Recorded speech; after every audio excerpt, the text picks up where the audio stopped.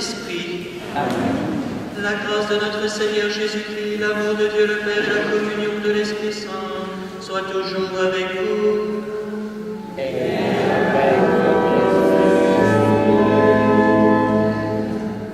Le Seigneur nous conduit avec lui au désert. Nous sommes entrés depuis mercredi dans ce temps de carême. Nous marchons avec Jésus.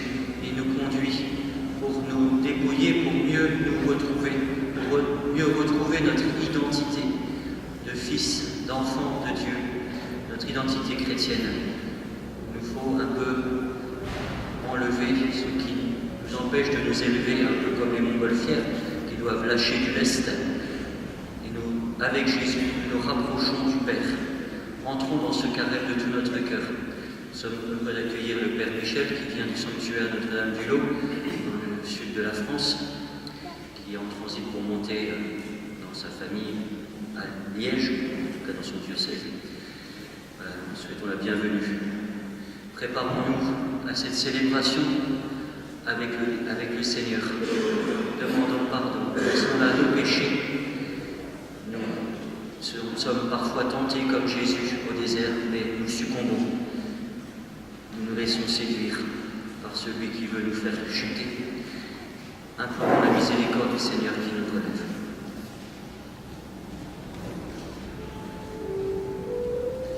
Seigneur Jésus, envoyé par le Père pour guérir et sauver les hommes, prends pitié de nous.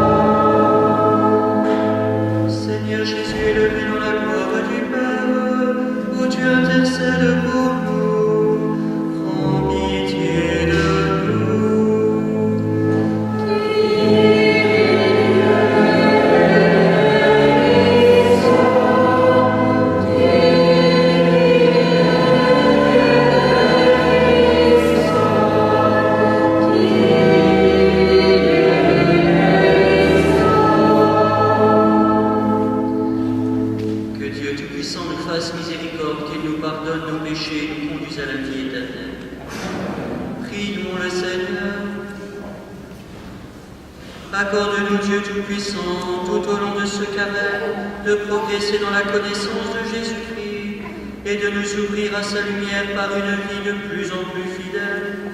Lui qui règne avec toi et le Saint-Esprit, maintenant et pour les siècles des siècles. On se retrouve au fond de l'église pour le petit temps de liturgie de la parole ensemble.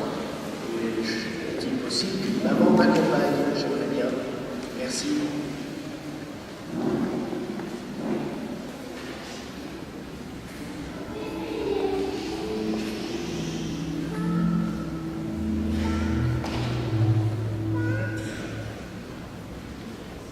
Lecture du livre de la Genèse.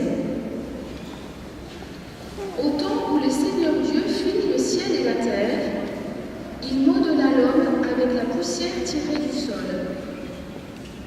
Il insuffla dans ses narines le souffle de vie, et l'homme devint un être vivant. Le Seigneur Dieu planta un jardin en Éden, à l'Orient, et y plaça l'homme qu'il avait modelé. Le Seigneur Dieu fit pousser du sol toutes sortes d'arbres à l'aspect attirant et aux fruits savoureux. Il y avait aussi l'arbre de vie au milieu du jardin et l'arbre de la connaissance du bien et du mal. Or, le serpent était le plus rusé de tous les animaux des champs que le Seigneur Dieu avait fait. Il dit à la femme: « Alors, Dieu vous a dit, vous ne mangerez pas le fruit d'aucun arbre du jardin ?»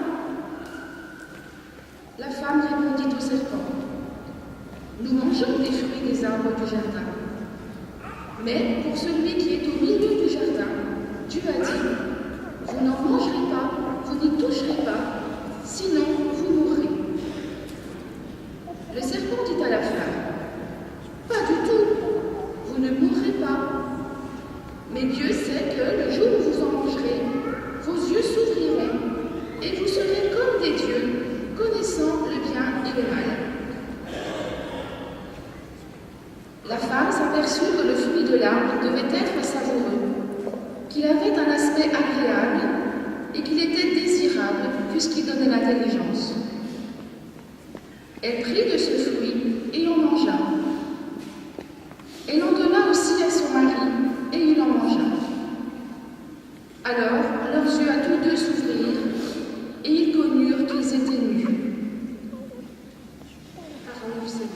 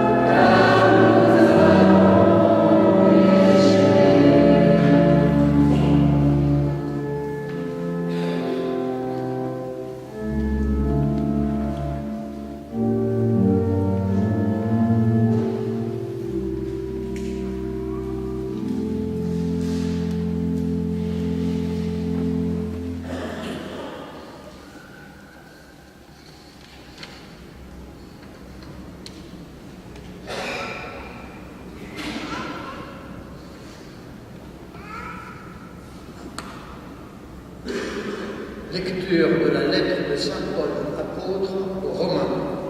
Frères, par un seul homme, Adam, le péché est entré dans le monde, et par le péché est venue la mort.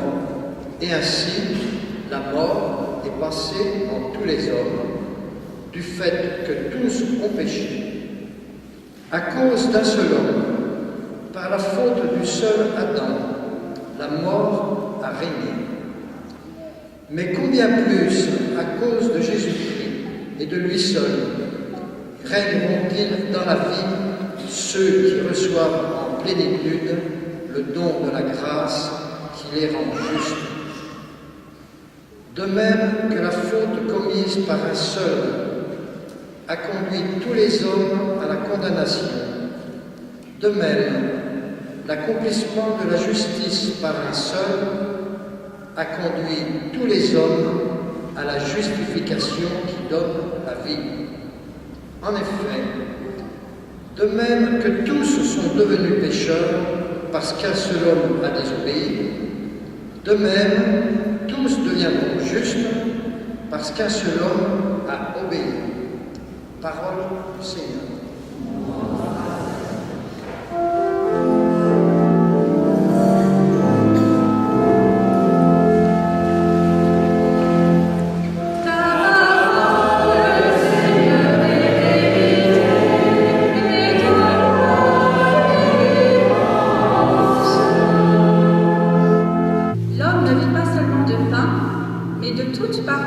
venant de la bouche de Dieu.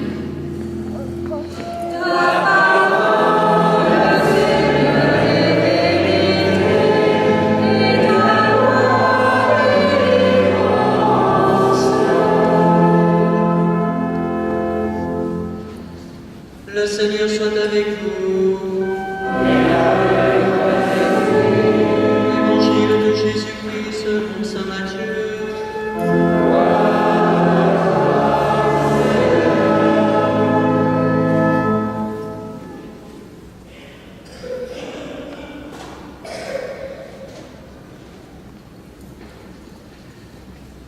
Jésus, après son baptême, fut conduit au désert par l'Esprit pour être tenté par le démon. Après avoir jeûné 40 jours et 40 nuits, il eut faim. Le tentateur s'approcha et lui dit : « Si tu es le Fils de Dieu, ordonne que ces pierres deviennent des pains. » Mais Jésus répondit : « Il est écrit, ce n'est pas seulement de pain que l'homme doit vivre, mais de toute parole qui sort de la bouche de Dieu. » Alors le démon l'emmène à la ville sainte à Jérusalem, le place au sommet du temple et lui dit : « Si tu es le Fils de Dieu, jette-toi en bas, car il est écrit, il donnera pour toi des ordres à ses anges, et ils te porteront sur leurs mains, de peur que ton pied ne heurte une pierre. » Jésus lui déclara : « Il est encore écrit, tu ne mettras pas à l'épreuve le Seigneur ton Dieu. » Le démon l'emmène encore sur une très haute montagne et lui fait voir tous les royaumes du monde avec leur gloire. Il lui dit : « Tout cela je te le donnerai si tu te prosternes pour m'adorer. » Alors Jésus lui dit : « Arrière, Satan, car il est écrit, c'est devant le Seigneur ton Dieu que tu te prosterneras, et c'est lui seul que tu adoreras. » Alors le démon le quitte. Voici que des anges s'approchèrent de lui et ils le servaient. Acclamons la parole de Dieu. Louange à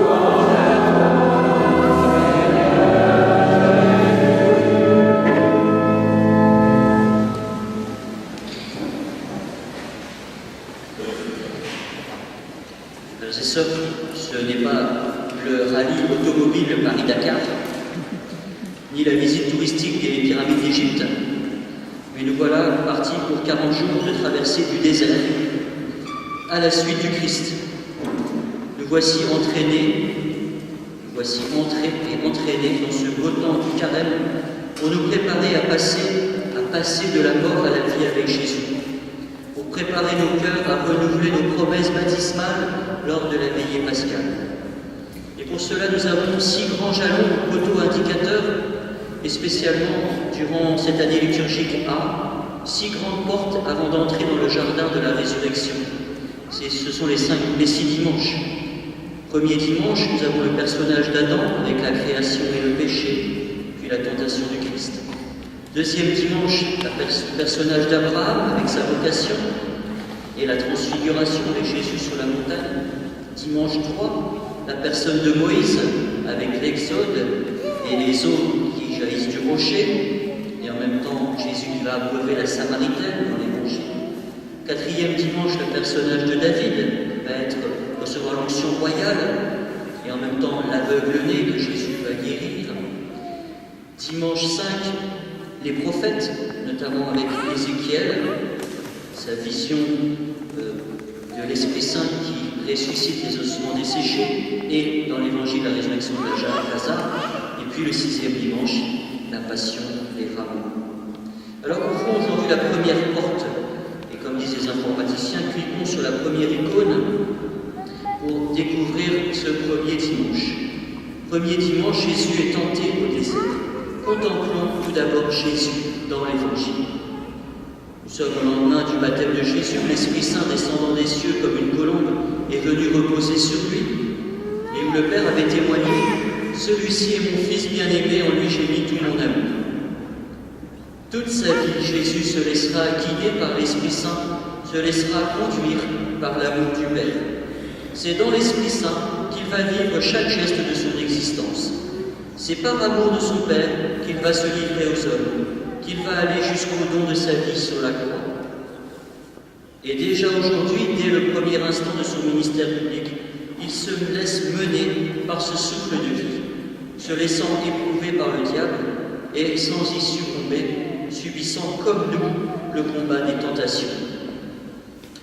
Jésus va au désert, lieu de dépouillement, de dépendance, de pauvreté, et aussi lieu de silence, de recueillement, d'intimité avec Dieu.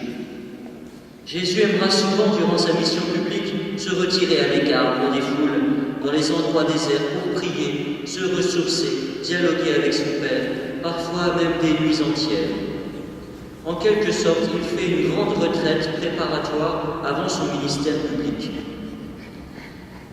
Et puis Jésus jeûne.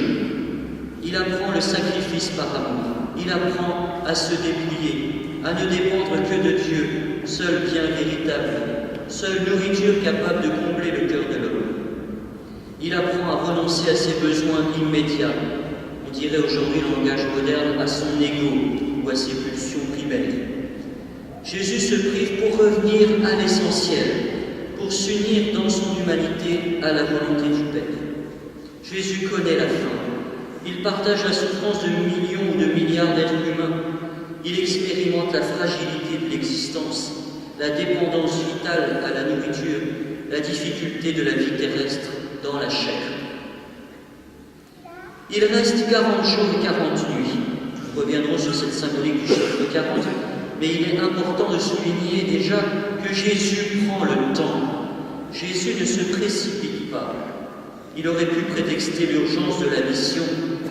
Non, il profite à fond de ce temps de retraite. Et puis Jésus est tenté par Satan. Tout péché comporte un refus des limites propres à la condition humaine. Jésus ne se laisse pas abuser par les artifices du prince de ce monde, du prince du mensonge, le serpent de la Genèse, qui discute, qui pervertit la vérité et corrompt la parole de Dieu. Jésus est vainqueur de toute forme de tentation en acceptant avec humilité la condition qui est la sienne. À la première attaque, où le démon lui propose la facilité, faire un miracle pour manger sans travailler, Jésus répond par son désir d'être solidaire des hommes. Comme chaque homme, il veut participer au travail humain. Le travail est nécessaire pour l'homme, même s'il est pénible à cause des conséquences du péché originel. Jésus oppose aussi la valeur supérieure de la volonté du Père, sa nourriture, cette valeur supérieure sur les besoins directs de son ventre. La nourriture matérielle est importante, mais c'est un bien relatif. Jésus n'en est pas esclave. À la deuxième attaque, où le démon lui propose la réussite et une vie sans souffrance, Jésus répond par son acceptation de la croix et de la souffrance rédemptrice. À la tentation de refuser l'échec et la souffrance, Jésus redit son engagement dans le don de lui-même par amour. Dieu peut être à l'œuvre dans le bonheur, mais aussi dans l'épreuve, et Jésus assume et accueille ce mystère. À la troisième attaque, où le démon lui propose l'immédiateté de la gloire, le tout de suite, Jésus répond par la patience. Il faut prendre le temps, savoir durer pour être fidèle. Il démasque aussi l'idolâtrie. Tout péché est une idolâtrie. Il y a refus de dire à Dieu, tu es mon Dieu. On a vu ça dès le péché originel. Si on ne le dit pas à lui, comme nous sommes des êtres de création, de relation, nous le disons à quelqu'un ou à quelque chose d'autre, à une idole, comme Adam et Ève. Voilà ce que nous avons vu dans l'Évangile. Alors, qu'est-ce que cette contemplation du Christ nous apprend sur le sens du carême pour nous chrétiens? Ou pour le dire autrement, comment, en regardant Jésus dans cet épisode de sa vie, pouvons-nous vivre notre carême? Je vous propose quelques pistes. Première piste, c'est celle du cheminement catéchuménal. Ceux qui se préparent au baptême, il y en a parmi nous, des enfants, des adolescents, des adultes. Le carême est le temps de préparation ultime pour ceux qui vont être baptisés durant la nuit de Pâques. Et à chaque dimanche de ce temps liturgique correspond une étape, un scrutin, où le candidat se laisse scruter, c'est-à-dire se laisse regarder par Dieu, se laisse transformer. Eh bien, chacun de nous, les chrétiens, nous allons renouveler notre profession de foi et par la rénovation des promesses baptismales, redire au Christ notre attachement jusqu'au bout. Le temps du carême va donc être l'occasion pour nous de nous préparer intérieurement à ce grand événement de la Vigile pascale. Nous allons faire avec le Christ l'itinéraire spirituel qu'il a vécu, nous associer à ses mystères, souffrir, mourir avec lui pour renaître avec lui, et goûter et participer à sa vie nouvelle. C'est vrai, ce sera un temps de combat, de purification, mais surtout un temps d'amour plus profond, de don de soi renouvelé.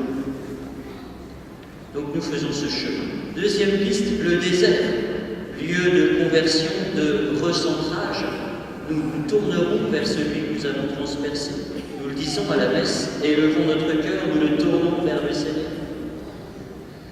Lieu de dépouillement, de dépendance, de soif, de désir de Dieu. Si quelqu'un a soif, qu'il vienne à moi et qu'il boive, dit Jésus. Des fleurs d'eau vive jailliront de son cœur. Et nous disons dans notre Père, donne-nous aujourd'hui notre pain de ce jour. Nous avons cette faim de ce pain de l'Eucharistie. Temps aussi de communion à Dieu, de proximité, d'intimité et de prière. Troisième piste, le jeûne. Nous sommes invités à ce jeûne, pas pour montrer sa résistance physique, comme certains qui essaient de vivre le plus longtemps possible dans des grottes souterraines, des plongeurs qui essaient d'aller le plus profond possible en apnée. Ce n'est pas un record pour vaincre les limites, c'est pas pour dire regardez, je suis capable de ne pas manger pendant 5 jours. Ce n'est pas non plus un régime ou une cure de remise en forme, un peu comme ceux qui doivent faire du cheval, vous savez, ils doivent perdre du poids pour avoir le poids mouche ou le poids je sais pas quoi. Les boxeurs aussi pour ça. Ce n'est pas non plus la grève de la faim pour protester contre une injustice. Le but de cette privation volontaire, c'est surtout pour mesurer nos besoins et revenir à l'essentiel. Quand on jeûne, vous avez peut-être déjà remarqué, ce dont on se prive prend une nouvelle proportion. Et on voit nos attachements, nos dépendances. Et parfois que tout nous semble dû et normal. Et alors là, on peut profiter, savoir savourer les choses. On mesure sa pauvreté, son vide. Cette expérience creuse notre soif de Dieu, notre désir. Il y a un manque à combler, à remplir. Notre vrai désir, notre vrai manque, c'est celui de Dieu. Seul Dieu peut combler le cœur de l'homme. Et puis cela va nous donner du temps pour la prière. Et peut-être, si nous dépensons moins pour nous nourrir, de l'argent pour le partage. Autre piste, c'est la symbolique du 40. 40 comme... 40, c'est le mot carême, vous savez. 40 comme Moïse sur le Sinaï, qui attend de recevoir 40 jours la loi de Dieu. 40 jours comme Élie dans le désert, avant de rencontrer Dieu sur la montagne de l'Horeb.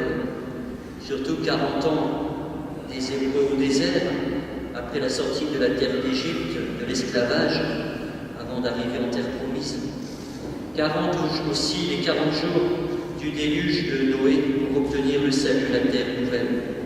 Nous sommes invités à ce temps de retraite, comme Jésus, ce temps d'approfondissement, de maturation, à ne pas aller trop vite.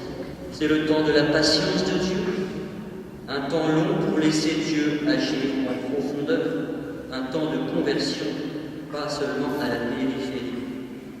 Un long temps de préparation, un petit peu comme les Jeux Olympiques. Nous avons assisté aux Jeux Olympiques d'hiver, nous avons vu les athlètes se préparer, passer du temps. Un peu comme ce temps des fiançailles aussi pour ceux qui vont se marier. Un temps long comme on prépare aussi des examens. Il faut du temps, 40 jours. Enfin, dernière piste, la tentation. Nous le disons dans notre Père, qui est retraduit maintenant, ne nous laisse pas succomber à la tentation. Nous savons, la tentation, ce n'est pas le péché, mais c'est une épreuve qui peut parfois nous conduire au péché si on y engage la liberté. Parfois, Parfois, il faut prendre des moyens pour éviter des tentations qui risquent de nous faire chuter. La tentation nous atteint dans les tendances fondamentales, les aspirations vitales de notre être, de nos désirs. Nous sommes des êtres de désir, de croissance, de dynamisme. La tentation nous attaque là, dans nos richesses, dans notre désir de vivre. Par exemple, dans notre désir de manger. La tentation, et ça le pape François, vous pourrez le lire dans sa exhortation apostolique, il revient plein de fois, la tentation d'être consommateur en toutes choses, et même dans nos relations avec les autres. En Occident, cette société de consommation qui perd sa culture, qui perd son art, qui perd son âme. Nous sommes tantôt tentés dans notre désir de voir pour connaître, vérifier. Bien sûr que c'est bien de connaître, c'est légitime, mais cela ne doit pas asphyxier notre besoin, surtout de croire notre foi. L'ordre de la foi est plus grand que l'ordre de la connaissance. Nous sommes tentés dans notre désir de grandir, de croissance, de développement.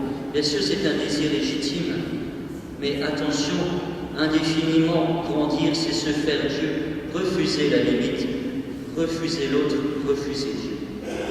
Le seul lieu où la croissance est infinie, c'est dans l'amour. Dans l'amour, le seul lieu où l'on respecte l'autre et où l'on se donne entièrement. Eh bien, on retrouve dans cette description de la tentation les trois attaques du démon avec Jésus. Il nous éprouve dans les failles, la fragilité, mais aussi dans les désirs de nos cœurs. Alors nous avons contemplé Jésus, nous voulons le suivre, nous avons eu quelques pistes.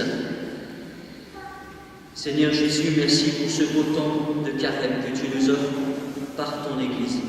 Merci pour ce cadeau que tu nous fais. 40 jours pour recevoir la parole de Dieu, la méditer, la mettre en pratique. 40 jours pour mettre ma vie sous ton regard. 40 jours pour une cure de rajeunissement spirituel. 40 jours pour accueillir ta miséricorde. Merci pour ce cadeau qui vient nous inviter chaque année à nous orienter vers l'essentiel au lieu de nous disperser, de courir à toutes sortes d'urgences, celui où tu nous rejoins. Avec toi, nous irons au désert. Comme toi, resté 40 jours dans la solitude et le silence uniquement donné à ton Père, nous allons mettre de côté l'inutile, le superflu, l'artificiel, pour te laisser prendre la première place dans notre vie, dans notre prière. Merci Jésus pour ce vrai bonheur du carême. Tant de joie dans la proximité avec toi, tant d'amour pour toi et pour le prochain, tant d'entraînement à une vie plus évangélique, de rencontre d'amour avec ton Père et notre Père, qui ne cesse d'aimer son enfant, tant de partage d'amour avec les autres. Entraîne-nous avec toi, Fils bien-aimé du Père, jusqu'au bonheur de Pâques, au bonheur du ciel.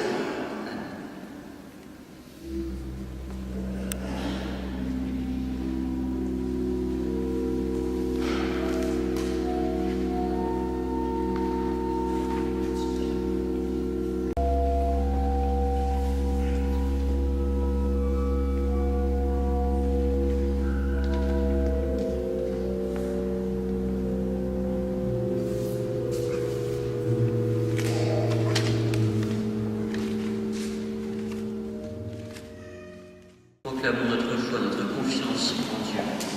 Je crois en Dieu le Père Tout-Puissant, Créateur du ciel et de la terre, et en Jésus-Christ, son Fils unique, notre Seigneur, qui a été conçu du Saint-Esprit, est né de la Vierge Marie, a souffert sous Ponce Pilate, a été crucifié, est mort, a été enseveli, est descendu aux enfers, le troisième jour est ressuscité des morts, est monté aux cieux, est assis à la droite de Dieu, le Père Tout-Puissant, d'où il viendra juger les vivants et les morts. Je crois en l'Esprit Saint, à la Sainte Église catholique, à la communion des saints, à la rémission des péchés, à la résurrection de la chair, à la vie éternelle. À l'approche des solennités pascales, prions le Seigneur de façon plus pressante, afin que l'univers entier bénéficie davantage des richesses du mystère du salut.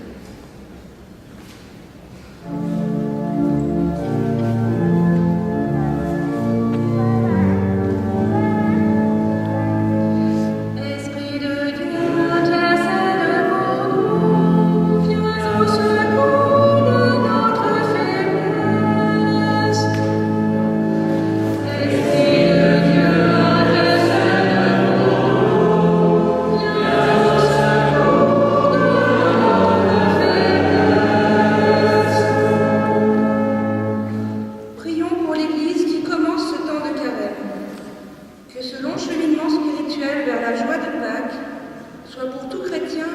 temps de prière, de partage, qu'il soit un témoignage de foi dans ce monde qui a tant besoin de Dieu.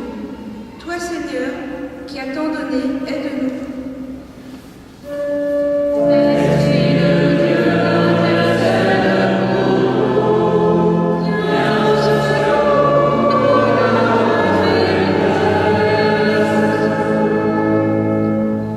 Ce n'est pas seulement de pain que vit l'homme. Aussi, nous, les baptisés, profitons de ce temps privilégié de carême pour nous nourrir de la parole et du corps sacré de Christ. Que son esprit de paix et de réconciliation anime tous les hommes et que les dirigeants ne se laissent pas prendre aux tentations de pouvoir de Satan. Dieu de sagesse, nous t'en prions.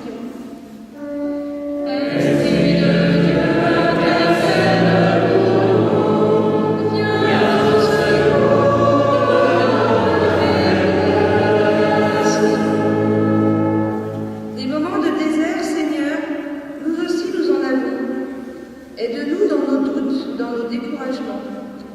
Soutiens ceux qui luttent dans la maladie, dans la misère. Que notre communauté sache apporter aux autres la bonne nouvelle que tu nous as confiée. Dieu de la miséricorde, nous t'en prions.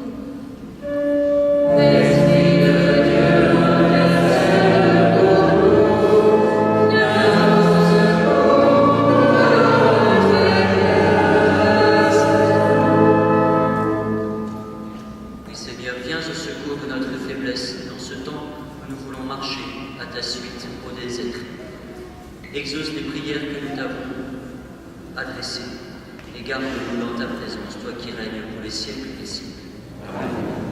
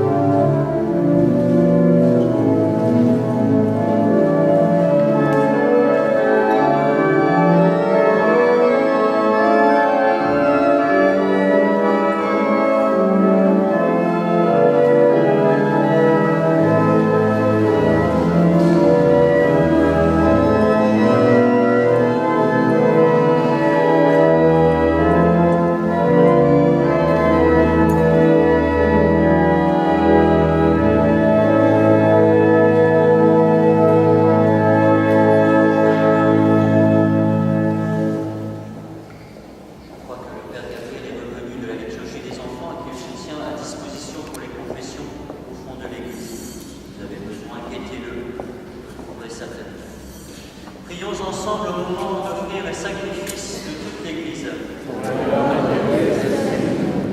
Avec cette Eucharistie, Seigneur, nous commençons notre marche vers Pâques. Fais que nos cœurs correspondent vraiment à nos offrandes. Par Jésus le Christ, notre Seigneur.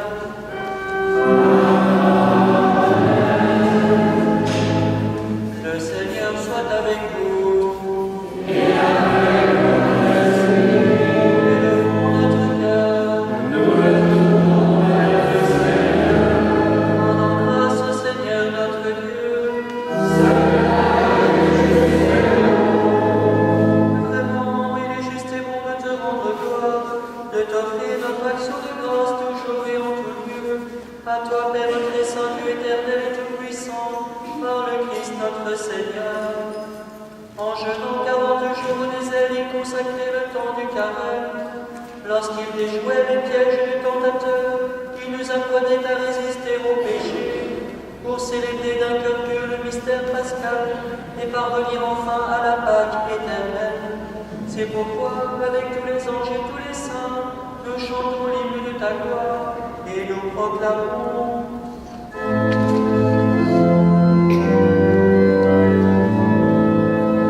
Sanctus, Sanctus, Sanctus, Dominus, Dominus Deus Sabaoth.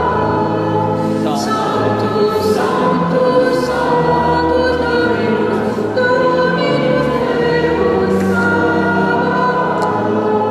Pleni sul cieli et terra, gloria tua.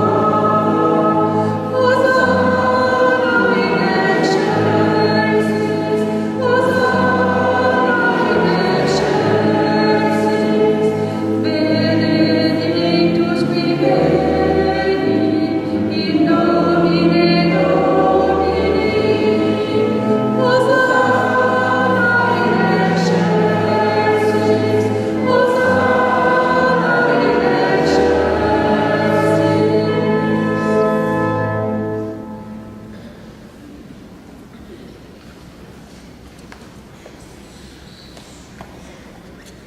Tu es vraiment saint, Dieu de l'univers, et toute la création proclame ta louange, car c'est toi qui donnes la vie, c'est toi qui sanctifies toutes choses par ton Fils Jésus-Christ notre Seigneur, avec la puissance de l'Esprit Saint, et tu ne cesses de rassembler ton peuple afin qu'il te présente partout dans le monde une offrande pure.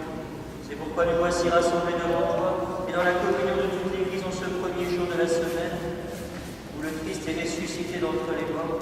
Par lui que tu as élevé à ta droite, Dieu Tout-Puissant, nous te supplions de consacrer toi-même les offrandes que nous apportons. Sanctifie-les par ton esprit, pour qu'elles deviennent le corps et le sang de ton Fils, Jésus-Christ notre Seigneur, qui nous a dit de célébrer ce mystère. La nuit même où il fut livré, il prit le pain. En te rendant grâce, il le bénit, il le rompit et le donna à ses disciples en disant: Prenez et mangez-en tous, ceci est mon corps livré pour vous.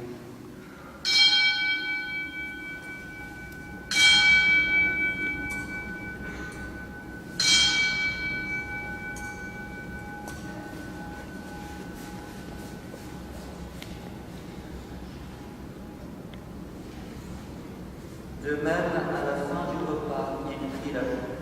En te rendant grâce, il la bénit et la donna à ses disciples en disant: Prenez et buvez-en tous, car ceci est la coupe de mon sang, le sang de l'alliance nouvelle et éternelle, qui sera versé pour vous et pour la multitude en rémission des péchés. Vous ferez cela en mémoire.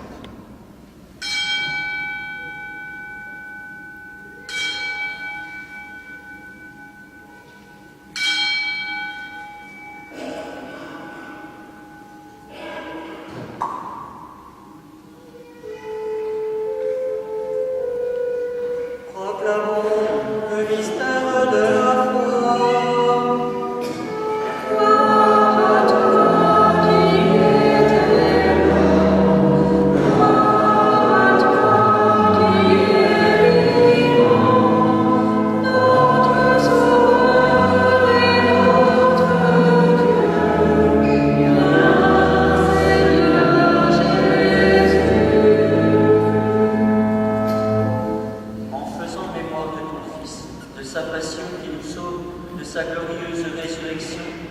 son ascension dans le ciel, alors que nous attendons son dernier avènement, nous présentons cette offrande vivante et sainte pour te rendre grâce. Regarde, Seigneur, le sacrifice de ton Église et daigne y reconnaître celui de ton Fils qui nous a rétablis dans ton alliance. Quand nous serons nourris de son corps et de son sang et remplis de l'Esprit Saint, accorde-nous d'être un seul corps et un seul esprit dans le Christ. Que l'Esprit Saint fasse de nous une éternelle offrande à ta gloire, pour que nous obtenions un jour les biens du monde à venir, auprès de la Vierge Marie, la bienheureuse Mère de Dieu, avec Saint Joseph, son époux, les apôtres, les martyrs, Saint Claude et tous les saints qui ne cessent d'intercéder pour nous. Maintenant, nous te supplions, Seigneur, par le sacrifice qui nous réconcilie avec toi, étends au monde entier le salut et la paix.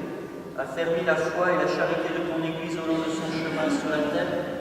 Veille sur ton serviteur, le pape François, et notre évêque Benoît, l'ensemble des évêques, les prêtres, les diacres et tout le peuple des rachetés. Nous prions aussi pour Sandra. Écoute les prières de ta famille assemblée devant toi et ramène à toi, Père, très aimant, tous tes enfants dispersés. Pour nos frères défunts, pour Georges Bernard, c'est la messe de quarantaine, pour les défunts de la famille Forain, pour les âmes du purgatoire, pour Augustine et Henri Ménestrier, pour M. Févra qui est décédé ce matin, pour les hommes qui ont quitté ce monde et dont tu connais la droiture, nous te prions. Reçois-les dans ton royaume, nous espérons être comblés de ta gloire, tous ensemble et pour l'éternité, par le Christ notre Seigneur, à qui tu donnes au monde toute grâce et tout bien. Avec lui et en lui.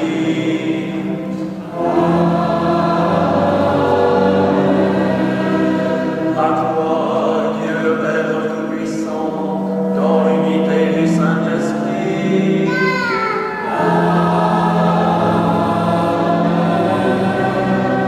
Tout honneur et toute gloire pour les siècles des siècles.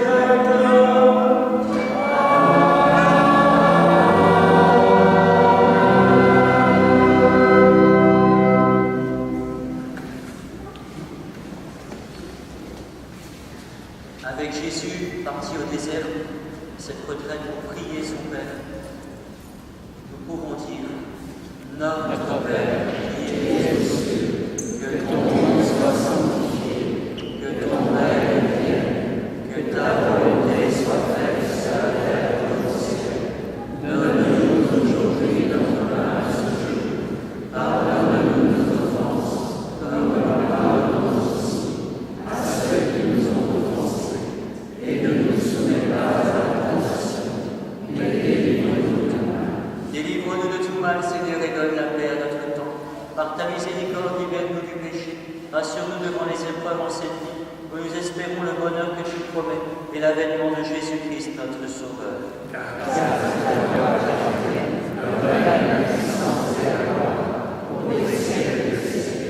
Seigneur Jésus-Christ, tu as dit à tes apôtres, je vous laisse la paix, je vous donne ma paix. Ne regarde pas le péché, mais la foi de ton Église. Pour que ta volonté s'accomplisse de lui toujours cette paix, conduis-la vers l'unité parfaite, toi qui règnes pour les siècles des siècles. Amen. Que la paix du Seigneur soit toujours avec vous. Et avec ton esprit. Dans la charité du Christ, frères et sœurs, donnez-vous-le.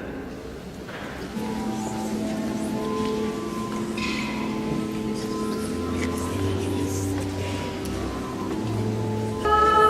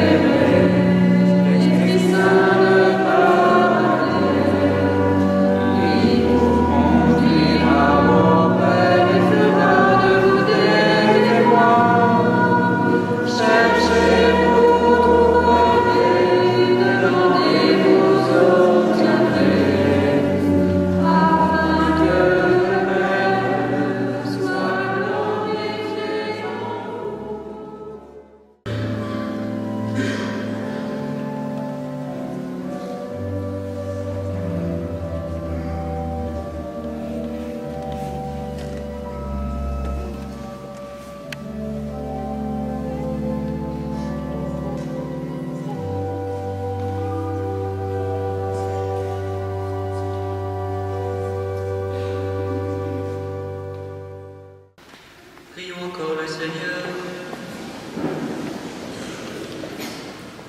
Le pain que nous avons reçu de toi, Seigneur notre Dieu, a renouvelé nos cœurs. Il nourrit la foi, fait grandir l'espérance et donne la force d'aimer. Apprends-nous à toujours avoir faim du Christ, seul pain vivant et vrai, et à vivre de toute parole qui sort de ta bouche. Par Jésus le Christ, notre Seigneur.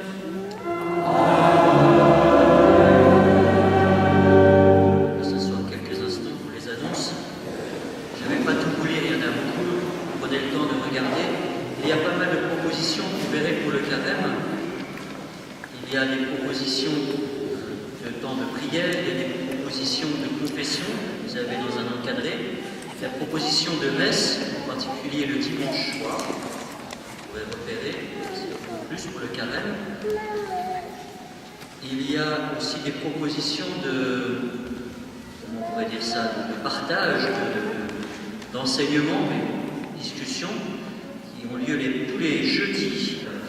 Les jeudis de carême, les bienfaits cette semaine, c'est les bienfaits du jeûne, 14h30 ou 20h30. Ça dure 1 heure, pas plus. Voilà. Il y a aussi les samedis après-midi, les samedis de carême, des rencontres autour de l'art dans la cathédrale, des visites de 15h à 17h, c'est par petit temps, je crois, de 3 quarts d'heure. C'est ouvert à tous, public, familial. Voilà. Donc, le 15 mars, par exemple, c'est sur les vitraux de la cathédrale. J'espère ne rien oublier sur le carême. Alors, vous pouvez, un autre outil, vous pouvez vous procurer à la sortie de l'église ces 2 petits livrets au prix de 2 € pour Mon carême avec Saint-Vincent de Paul et au prix de 1 € pour celui-là, qui est pour tout le monde, mais qui est peut-être plus réservé aux enfants. Il est un tout petit peu plus simple. Vous pouvez procurer aussi 2 €, 1 €. Et après 2 €, 1 €, 0 €, la plaquette du doyenné. Voilà. Donc vous pouvez vous la procurer. Et puis c'est marqué sur la feuille qu'on cherche des facteurs pour les mettre toutes boîtes. Gérard Mas qui se tient à votre disposition pour faire cette distribution des livrets du doyenné de l'Église catholique à Chalon-sur-Saône. C'est marqué, on cherche des facteurs, lisez-le, et puis adressez-vous à Gérard notamment, pas tout seul. Voilà. On puisse en distribuer, on en a, je crois, 5 ou 6 000 exemplaires, donc on ne veut pas les garder en stock dans la cure. Voilà, je vous souhaite un bon temps de carême. Nous pouvons recevoir maintenant la bénédiction du Seigneur. Le Seigneur soit avec vous. Que Dieu Tout-Puissant vous bénisse, le Père, le Fils et le Saint-Esprit. Allez dans la paix du Christ.